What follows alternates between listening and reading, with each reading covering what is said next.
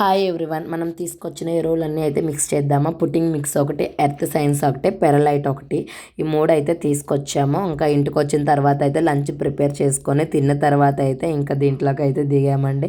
ఇంకా అన్నీ మిక్స్ చేసేసి కుండీలలో వేద్దాము అని చెప్పేసి ఇంక మా కాడ అయితే పట్ట అయితే ఏమీ లేదు.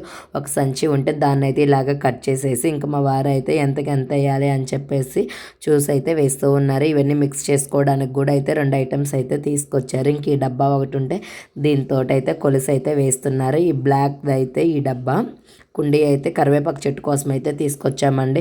ఇంకా 1 ఇయర్ దాకా దీంట్లోనే పెంచుకుందాంలే అని చెప్పేసి ఇంకా మట్టి వేసేసారు మా వారు. వేసేసి ఈ చెట్టునైతే అయితే కరివేపాకు చెట్టు ఇదంతా తీసేసి ఇలాగ మధ్యలో పెట్టేసి ఇంక వేసేసి వాటర్ అయితే నేను చల్లేసి ఇంకా పక్కనైతే పెట్టాము. ఇంకా ట్రేలో అయితే మట్టి వేశారు కదా, ఆ ట్రేలో కూడా ఇవన్నీ వేద్దాము అని చెప్పేసి ధనియాల రోట్లో వేసి ఇలాగైతే కొంచెము దంచానండి. తర్వాత దాంట్లోనే పక్కన మెంతులు కూడా వేసాను.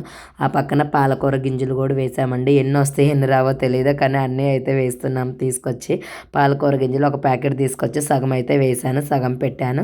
ఇంకా పక్కన పచ్చిమిర్చి టమాటా కూడా వేస్తే అవి మొలకలు వచ్చిన తర్వాత ఇంకొక కుండీలోకి మార్చుకోవచ్చు అని చెప్పేసి ఇలాగ పచ్చిమిర్చిని అయితే కట్ చేసి మధ్యలోకి ఇంకా వేపిస్తున్నాం ఆ వారి చేత. టమాటాలు అయితే నేనే సన్నగా కట్ చేసి రౌండ్గా ఒక 2 ఏమో ఇలాగే పెట్టేసి ఇంకో సైడ్ ఏమో గుజ్జు అయితే వేసాను.